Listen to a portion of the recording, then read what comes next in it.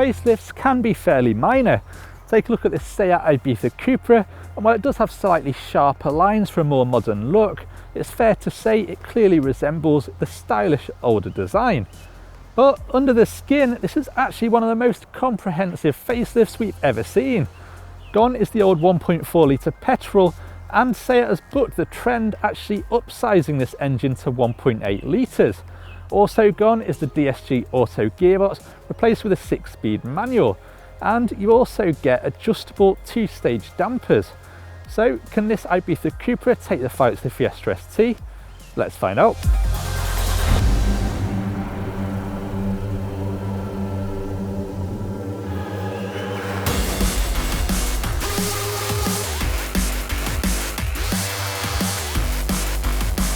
The hot hatch market is bursting at the seams at the moment, and with that comes lots of variety. So what am I getting at? Well, while the Ibiza Cupra doesn't quite have the pin-sharp handling of the Fiesta ST, is that a bad thing? Well, I don't think so. I mean, the Fiesta ST and Corsa VXR Performance Pack handle incredibly, but they're also rather stiff.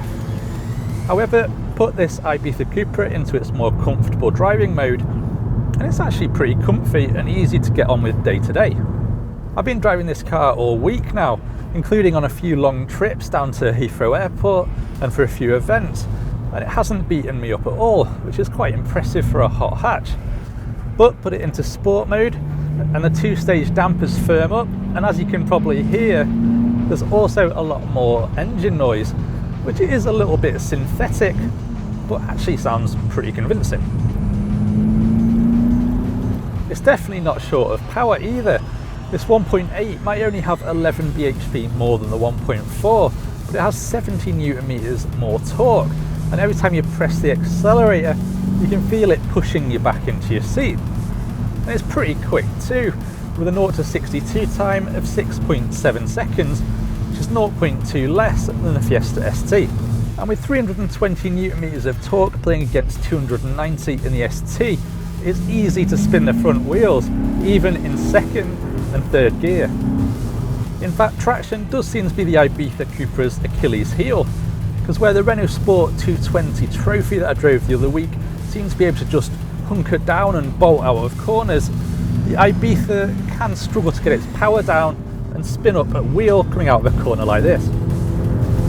So it doesn't have the last word in finesse, but as a really usable car, which can return 45 mpg and cover ground at a really exciting pace, then it scores very highly.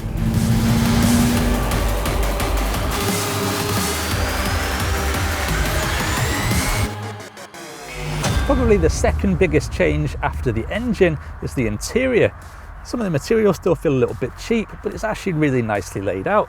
And I like these big circular vents, as well as the central infotainment system, which can come with Android Auto and Apple CarPlay. We're in the Cupra Black Edition, which also gets red painted calipers, as well as black alloy wheels and sat-nav for around £800 extra. You can also go for Alcantara upholstery for an extra £400, panoramic sunroof for £495, and ambient lighting for just £60. Now you may have already noticed that this is the 3-door, because the Ibiza Cupra is available solely in the SC Sports Coupe trim. And well, that does look great, so I can see why SEAT have done it. It also limits practicality. So every time you want someone to sit in the back, or even just to chuck a bag back there, you do have to tilt the front seats forward, which can be a bit of a pain. Saying that, if you did really want this engine in a 5-door, then you can get it in the Polo GTI. Saying that, you don't lose anything in boot space with the SC, with an impressive 292 litres. However, that is just 2 litres more than the Fiesta. You can also flip the rear seats forwards. However, as you can see, they don't go completely flat. So how much does this Spanish hot hatch cost? Well, it starts from 18 grand, and this Cupra Black is 18,900. The Fiesta ST does undercut it slightly, however the Ibiza's better equipped. So if you were to compare it with the fully loaded ST3, that'd set you back 20 grand. So what do we think of the SEAT Ibiza Cupra? Well, it's a great all-rounder that's definitely much improved with a bigger engine and manual gearbox. In fact, probably its greatest strength is how friendly it is to drive day to day. But does that make it a shoo-in into the pantheon of all-time great hot hatches? Well, probably not. However, is this a great car to own right now that's brilliant fun and really well equipped and actually pretty affordable? Definitely. Could you see yourself smoking around it in the Ibiza Cupra? Let us know in the comments, and don't forget to hit the subscribe button. And to inquire about this car, click on the button or visit carkeys.co.uk.